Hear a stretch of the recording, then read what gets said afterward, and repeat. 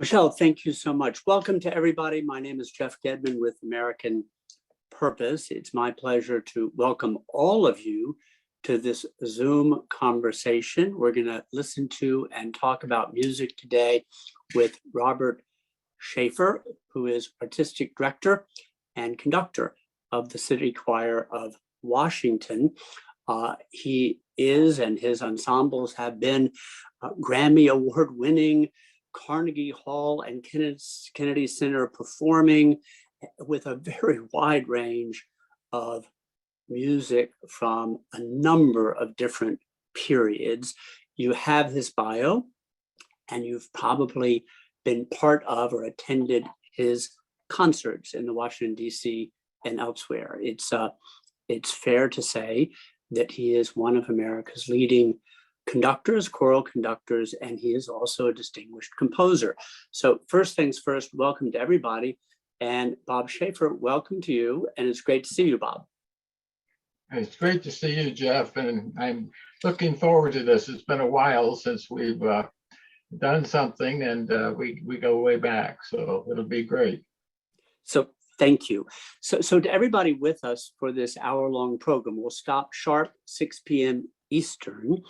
And by the way, there are folks from different parts of the country, and we have colleagues from Europe. It's late, and we appreciate you. I know we have at least one from London and one from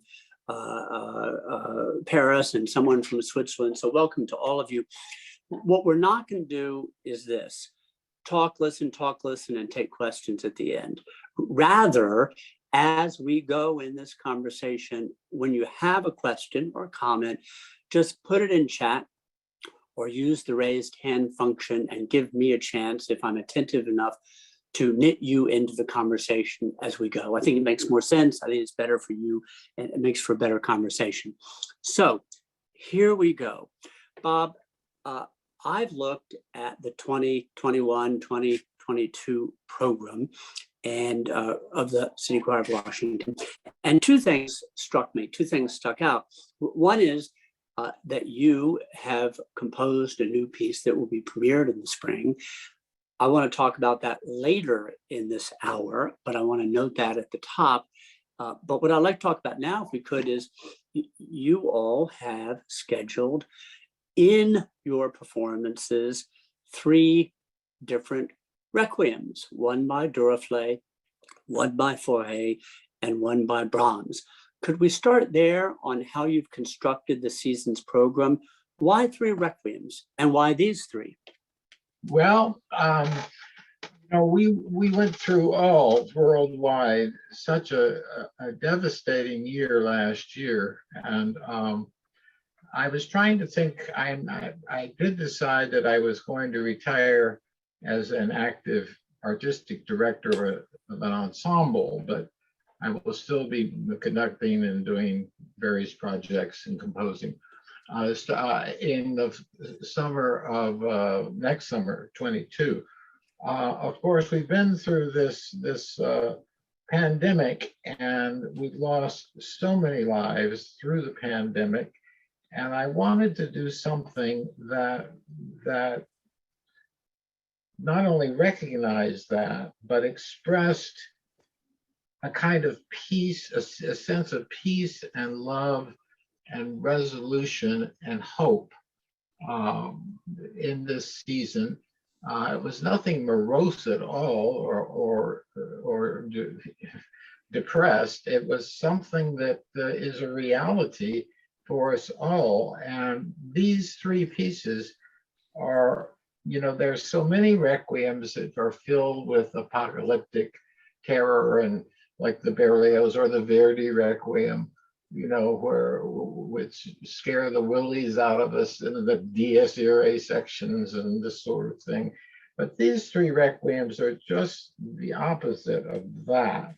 The 2 French ones, first the Fauré, which was composed back in 1887 and 1888, is a very gentle and reflective piece that gives us a feeling of hope, a feeling of understanding that the life is so precious, and that we, even though go through rough times, and certainly I can't remember a more challenging time than we've been through in the last year and a half.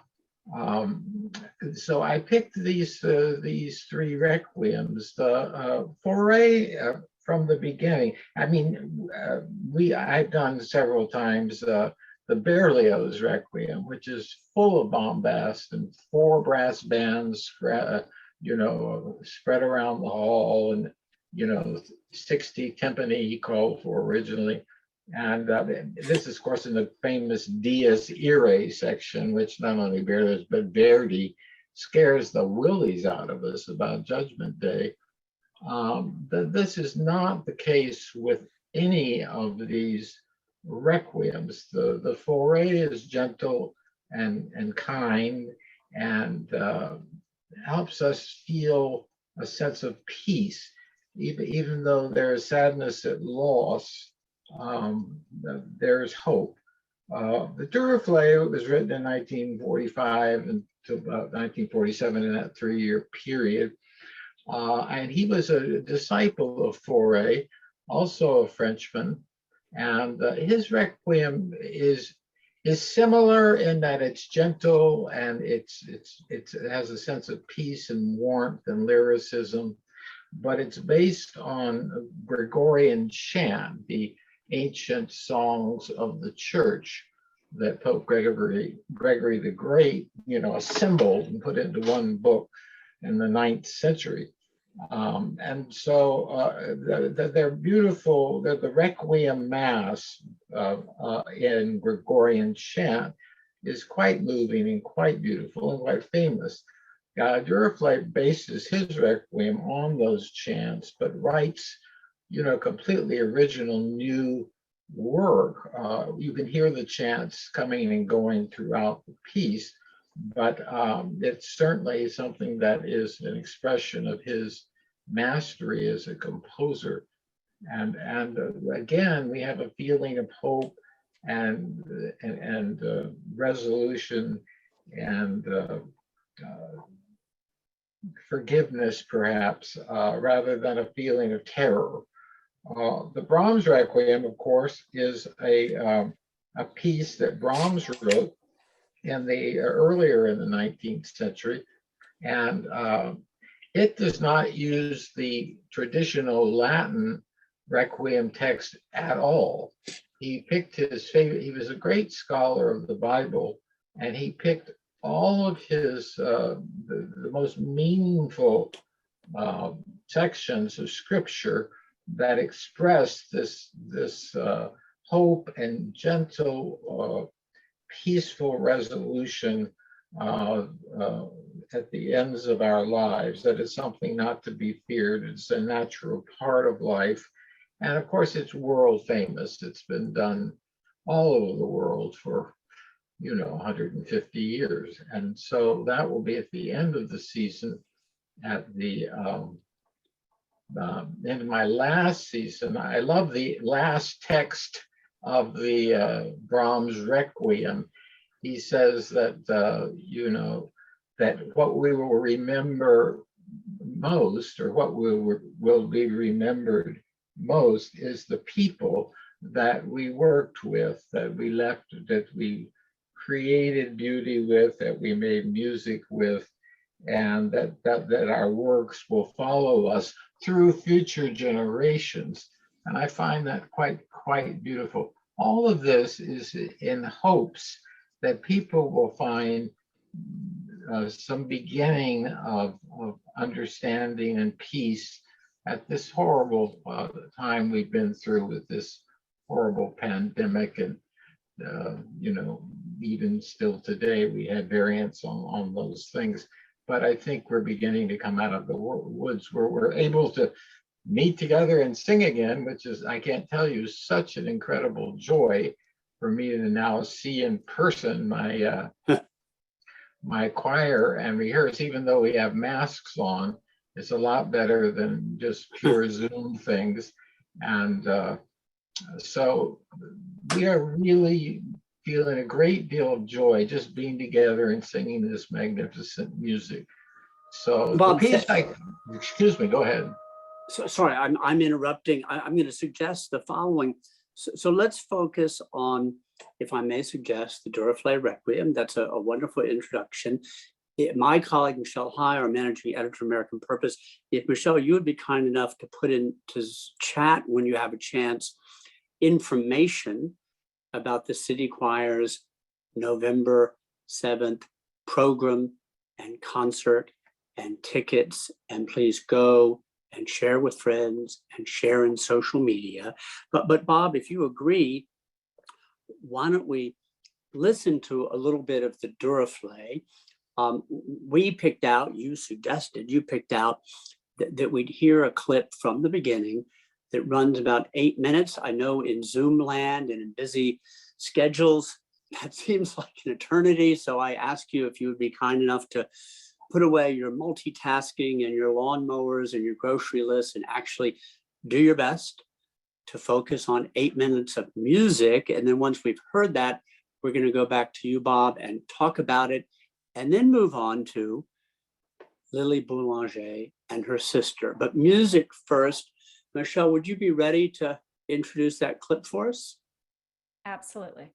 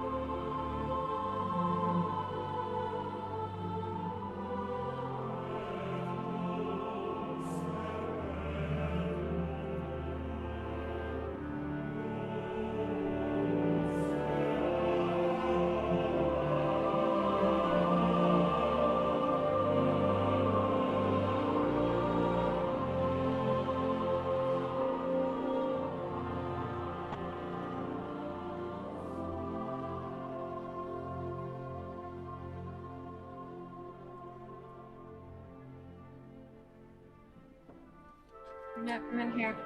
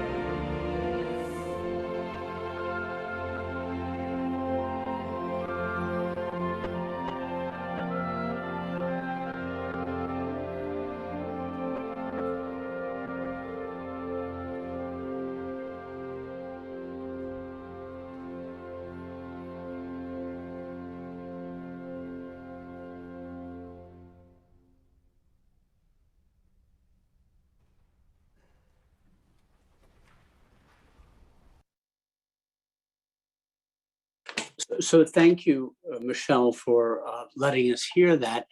Bob, I want to invite you to say anything about what we just heard, but I do have a question in particular about this kind of music and this piece of music, the Duruflé Requiem.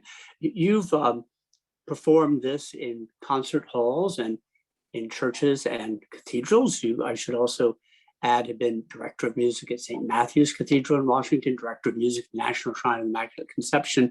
What is the difference, the Duruflé Requiem, what is the difference in preparation and performance between a concert hall rendition of this and doing this in a church or cathedral?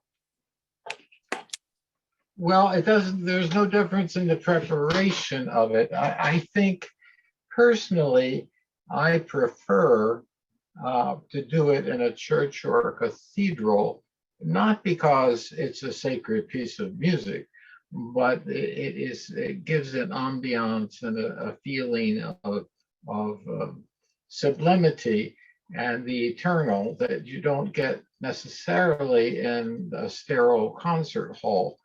However, that being said, my first performance of this piece was back in 1977 at the Kennedy Center. And it was a very moving concert. I also did a larger work of Lily Boulanger in that concert. In fact, it was an all French program. That was one of the Kennedy Center opened in 1971. And so we had, I had just started with a group called the Oratorio Society of Washington. And that was one of their first, we started in the second year of the Kennedy Center. Nevertheless, it was the acoustics are better in a concert hall. And so, for instance, when I was at the National Shrine of the Immaculate Conception, with all its marvelous Byzantine, mosaics and what have you, the acoustics, because of all the huge domes and that sort of thing, are quite challenging and difficult. And there's so much echo or reverberation that sometimes the music is very hard to maintain clarity in. Everything sort of runs together as if you were playing a Beethoven piano sonata and you held the damper pedal down the whole time. So that can be quite challenging. So it's a trade-off. I mean, there's a few places, a few churches that have magnificent acoustics as well. And that's the ideal. And I have done it in places like that too. I would say probably it's going to be much more successful at St. Luke's Catholic Church in McLean acoustically than it will be at the National Shrine or even the National Cathedral, because it's not as big. And so you get a feeling of clarity and warmth at the same time, because there's enough reverberation to make it sound spacious. And that's what we want. We want that spacious feeling without everything running together. So that's sort of, I've done the piece probably 15 times over my lifetime, and all in different places. And there are different ways of approaching it. For instance, tempo. If it's very echoey or reverberant, you can't do things quite as fast as you would if it was drier. Like at the Kennedy Center, you can easily do any tempo that you want because it's drier, it's cleaner. And again, like I just said, these massive churches, especially if they have great domes, the music sort of bounces off the marble floor and goes straight up into the dome, which is sort of like a wearing blender for the sound. And what comes down out of the dome is sometimes a beat or two later. But the music is so marvelous, and you can appreciate it in a variety of ways in both kinds of spaces.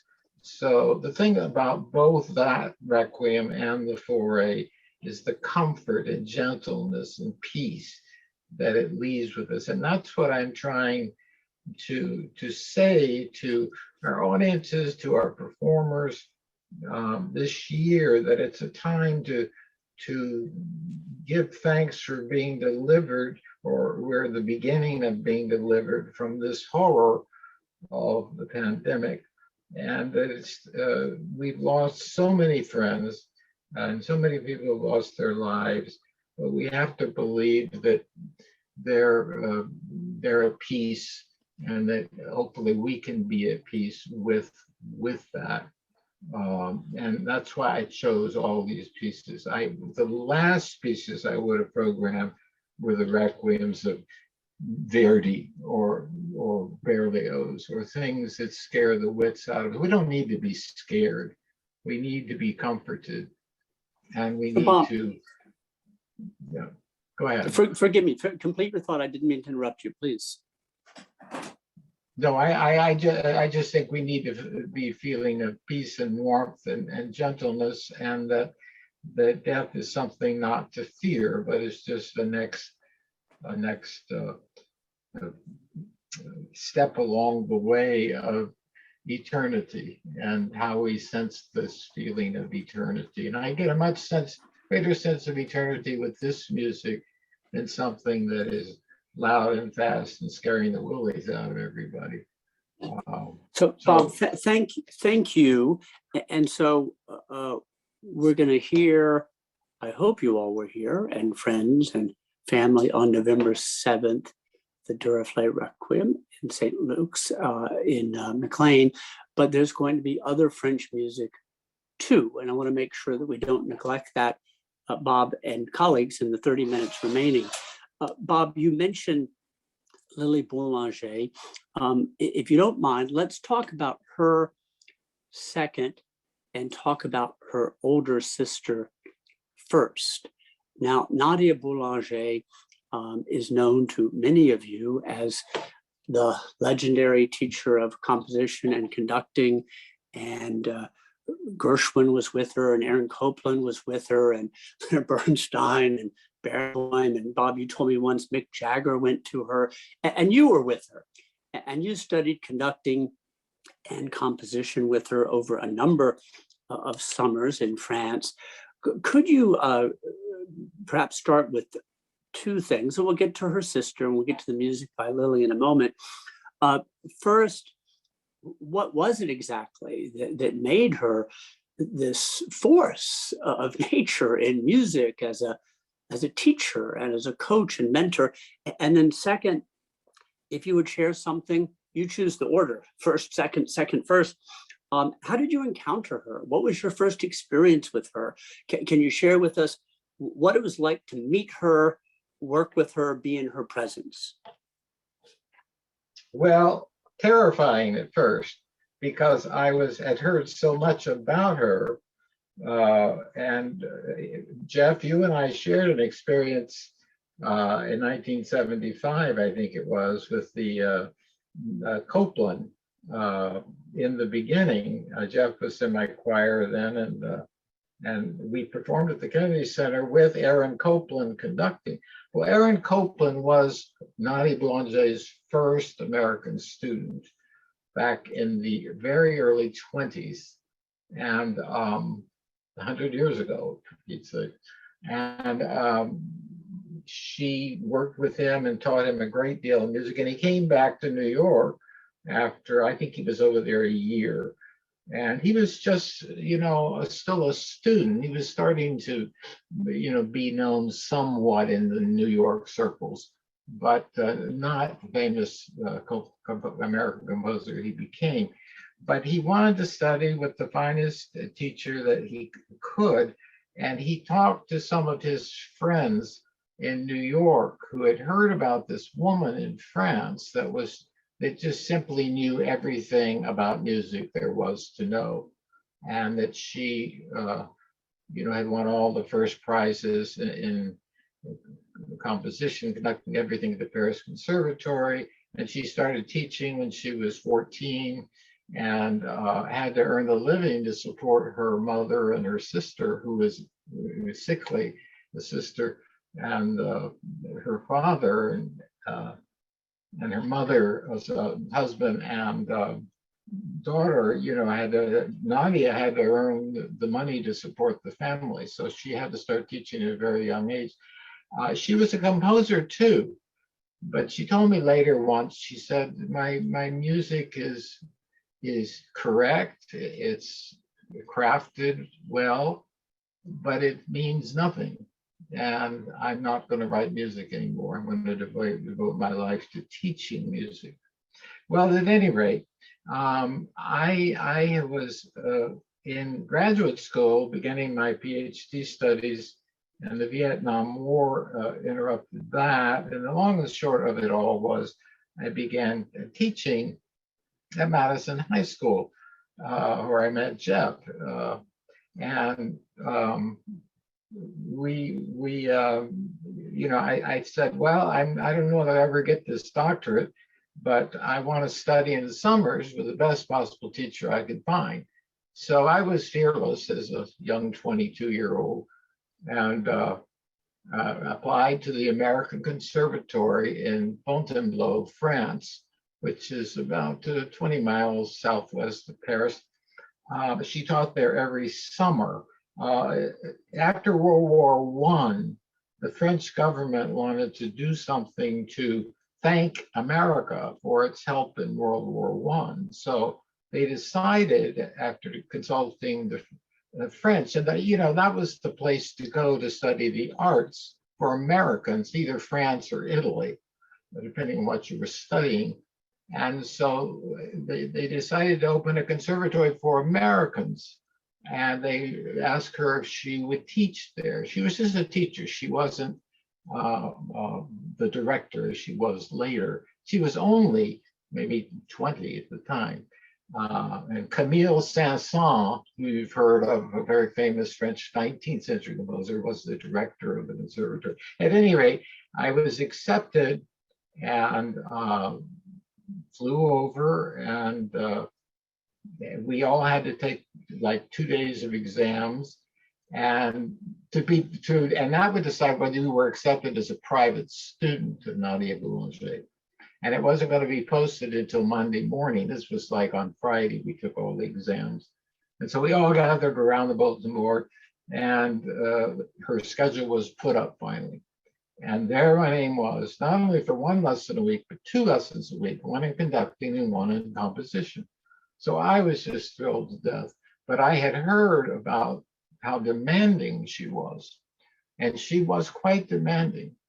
And so I never forget, I was nervous. It was like 10 a.m. on a Thursday morning. And I went to the door up on the second floor. The conservatory was in the Fontainebleau Palace, if you've ever visited Fontainebleau, where Napoleon, said farewell to his troops. And it's a very famous place. It was a hunting lodge for the kings and was begun in the 9th century. And all the kings went there in the summers to hunt and to relax. And it was sort of like a, summer resort. But it was a full-fledged palace with the famous horseshoe staircase in the beginning. At any rate, I rang the bell. I hear in this deep voice, "Entree." And so I went in, and she said, "Who goes? Who comes?" I said, "Shafer, Robert Shafer." And she said, "Stop," at the door. And she brushed her hands on some notes with the right hand up on the higher part of the keyboard. Said, "What notes do I play?" I told her. And she brushed her left hand down on some lower notes. "What notes do I play?" And I mean, it was just like thump, really quick. And 2 or 3 notes, it was a chord. And I told her, because I could do that. And she said, "Good, you may enter. From exams, I wasn't sure of your ear." This was in a much more broken English and French combined.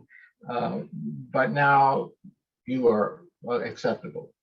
Well, my God, I mean, talk about, you want to scare a 22-year-old kid? I mean, so come to the piano. So I went over to the piano and sat down. And she was a bit austere and asked me about myself and what I wanted to do and what I had done and this sort of thing. And it was a a wonderful lesson. Her lessons so often would ease into her experiences with so many composers and so many musicians. I mean, her father knew Chopin and knew, all the 19th century. Her father was a professor at the Paris Conservatory, and her mother was a Russian princess who had married her father, but didn't work because Russian princesses just don't work. But the father died. He was much older than her mother. And so anyway, we started our lessons, and she told me what to prepare for the following week. And I can now I'll have to stop because I could go on for another 2 hours. So I will just stop there, but that's how I first met her. And So I'm going to ask you, I can't resist, but then we got to go on and talk about her sister, Lily Boulanger, whose life ended so prematurely at 24, and the piece that you're going to perform, and we're going to hear it. It's 5 minutes. But if I may, I indulge myself, this pilgrimage of all these great conductors and composers and deep talents, so she had this technical mastery, but what else? What made her so unique and so sought after as a teacher? That's a good question, and I have a good answer. Quite simply, the thing that was most remarkable about her was that she would want to get to know you, your personality. What made you tick? What did you believe? What was most important to you? And she would look at your music and listen to your music. And she, unlike so many other composition teachers, will all their students sort of end up writing music that sounds like the teacher's music. Like I've heard people that study with Paul Hindemith at Yale, who was a great German composer. If you study with Hindemith, all your pieces sounded like Hindemith's. With Mademoiselle Boulanger, it was completely different. She would look at your music, listen to your music, but most of all, she wanted to know the personality of a person. What made it tick or her tick, and then she would begin to help you write in your own language better. And she did not say, like, she was a great devotee of Igor Stravinsky. They were very close friends. So she didn't compose herself, but she could have said, we're all going to try to write music like Stravinsky. Never once. I mean, she talked about him all the time. I think she was in love with him and wanted him to marry her when he lost his first wife, but that never happened. Nevertheless, he was probably the greatest composer of the 20th century, in my opinion, and hers, and a lot of people. Nevertheless, that was what was so remarkable about her. And when Gershwin went to study with her, she listened to a lot of his Broadway shows, and the things that he was so marvelous at. I mean, Porgy and Bess is the greatest opera of the 20th century in many ways, I think. But it's popular music, But rather than help him write better popular music, you know what she told him? She said, what you do is totally unique, and I cannot help you write what you write any better because you already do it perfectly. And what you should do is go back to America and keep doing what you're doing. And that was remarkable. And I heard Mick Jagger had a similar story. Jagger is a very brilliant, bright man. And Quincy Jones was another well-known jazz film composer who went over and studied with him. People from the popular music world, but most of the people were classically oriented. And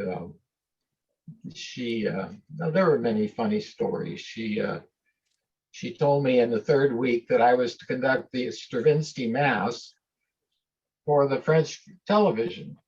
with the conservatory choir at the Pacific Conservatory. Well, there weren't that many students, there weren't many singers. Anyway, the choir was horrendous. And so she said, I said, but Mademoiselle, you know, we only have one tenor, we have three basses, we have maybe 8 altos, etc. She says, well, work it out, do it. You know, you didn't say no. And so we have extra rehearsals, and it still didn't sound very good, but and one of the women who went after me thought I was too demanding. Well, I had to be demanding. This was a hard piece with a terrible choir, and I was doing the best I could. But you know, and we had a deadline. I mean, they were coming next week, and we just started it last week. And so I told her after it was all over, when it went pretty well. And she said, how did you feel about it? I said, well, you know, some people weren't too happy with me because I was demanding. And she said, but my dear, sometimes one must sacrifice his popularity in order to instill passion into the hearts of dull people. I always will remember that. So Bob, I'm gonna rudely interrupt. I'm gonna note, keep an eye on chat, everybody, both for details of the November 7th concert and ticket information, and also colleague Nancy, who has very appropriately put into chat, Bob, that these experiences need to be recorded. They do need to be written up and documented. Let's have you back another time, for real, as the kids say, to talk for an hour about Naughty Boulanger. But I'm mindful of the time. The hard stop, 6 p.m. Eastern, everybody's schedules, of course. So could we do this, if it's okay with you, Bob? Can we first listen and then talk about Lily Boulanger? Is that okay? Absolutely, sure. Okay, so we have a 5-minute Pia Jesu will be part of the program on November 7th. Michelle, if you would kindly introduce that piece of music, we'll listen for 5 minutes and then talk about it.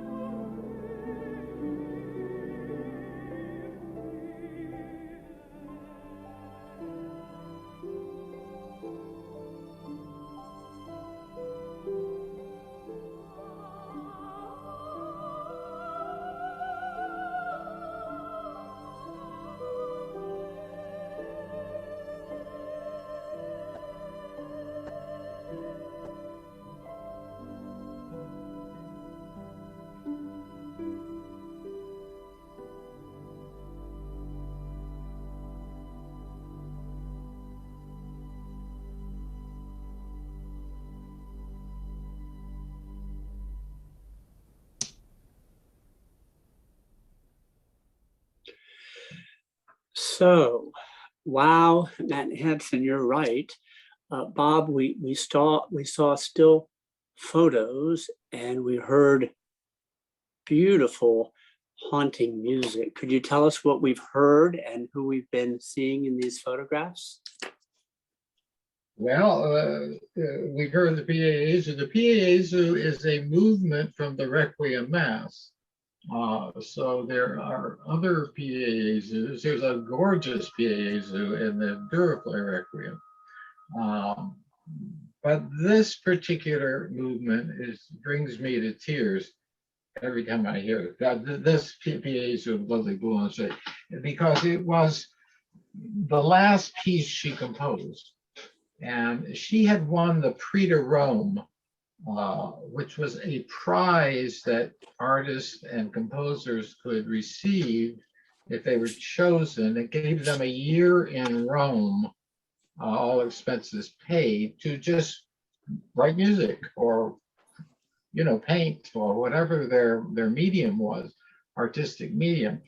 But she had been fighting tuberculosis for several years, just could not recover from it. And she actually dictated from her deathbed that piece to Nadia. She had been thinking about it a lot and had started it when she could still sit at the piano. But she did the rest of it just by dictating it to Nadia. And Nadia, fixed it up and put it out. And you can hear that it was the piece is so exquisitely beautiful. I can't even, words cannot express it. I think you heard it.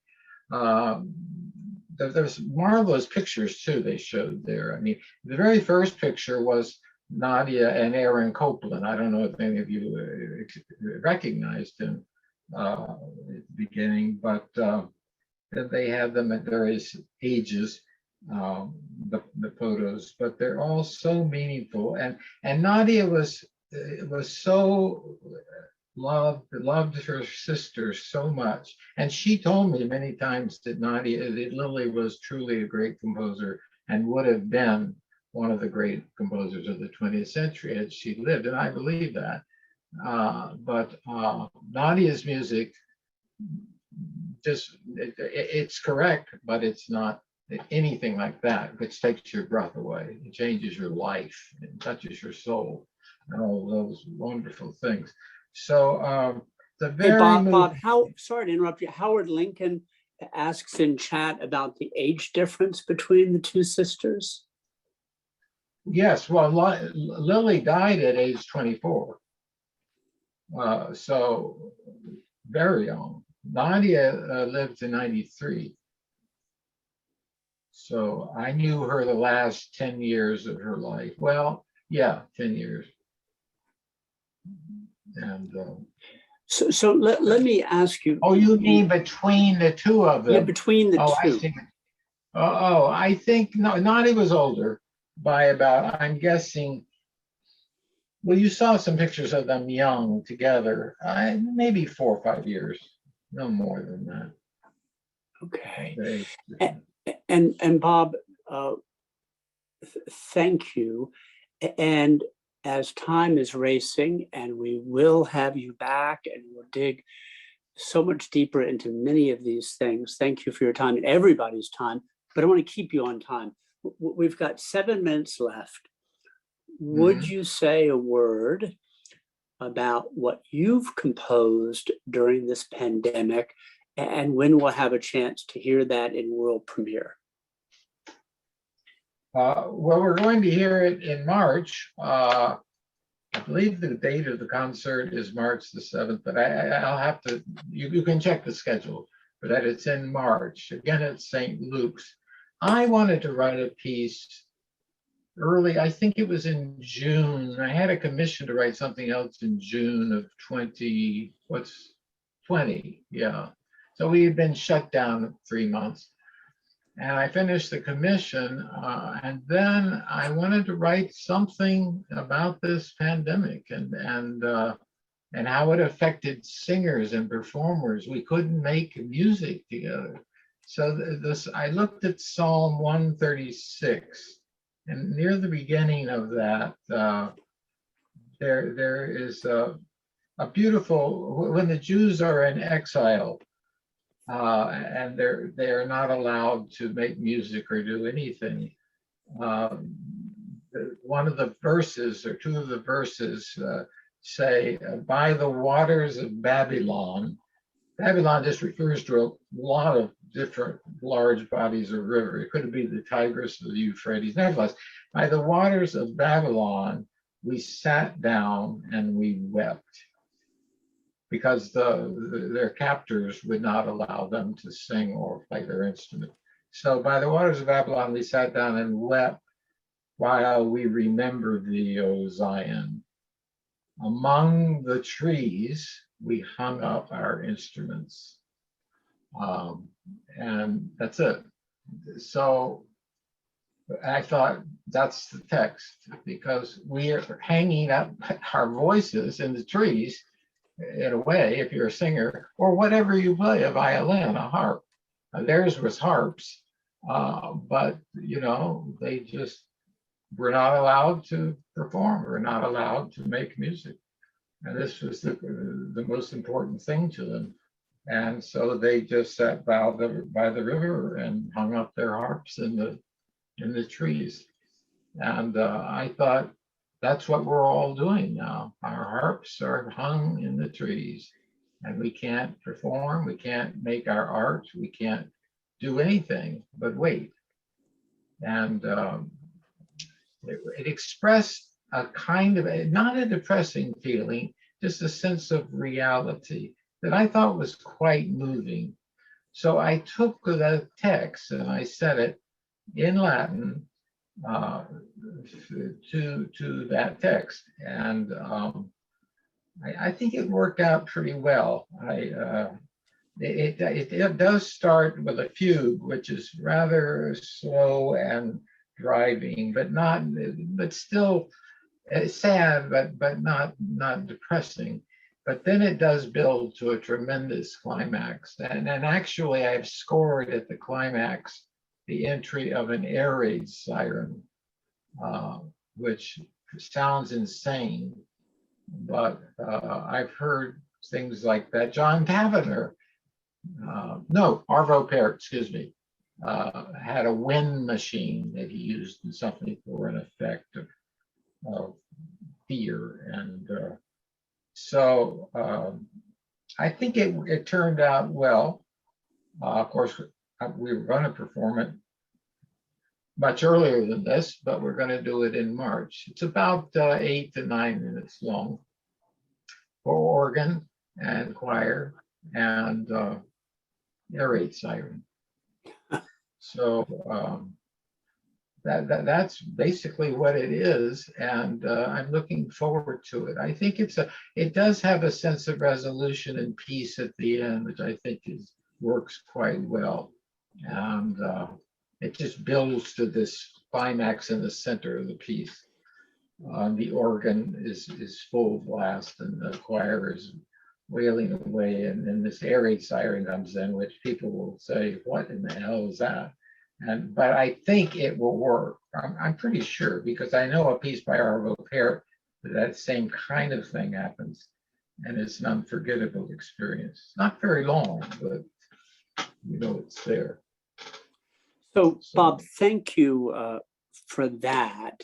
And now we're just about to time. So if I may say, as a penultimate thought, those of you with us for the first time, please do consider reading American Purpose and joining our Zoom discussions and listening to our podcast. We are mostly about politics, public policy, and international affairs, but we do hold dear music, culture, and the arts. It's part of what we do. And we have young writers here today like Matt Hansen and others who contribute wonderfully in this area. So do give us a chance if you haven't joined us before. Do attend the upcoming concert of the City Choir of Washington, Robert Shafer, conductor, artistic director, November 7th. You have that information. And then last but not least, and we have people from different parts of the country, as I told you, several staying up late in Europe. If you're in a position to do so, consider now switching on your camera if it's off, just to say hi and bye, and to thank all of you. And Robert Shafer, Bob Shafer, what a pleasure, what a great, great conversation. We got to do more. Absolutely, I would love it. Goodbye, everybody. Thank you, everybody. Thank you, Have a good evening. Good day. Thanks so much. for coming. Bye now.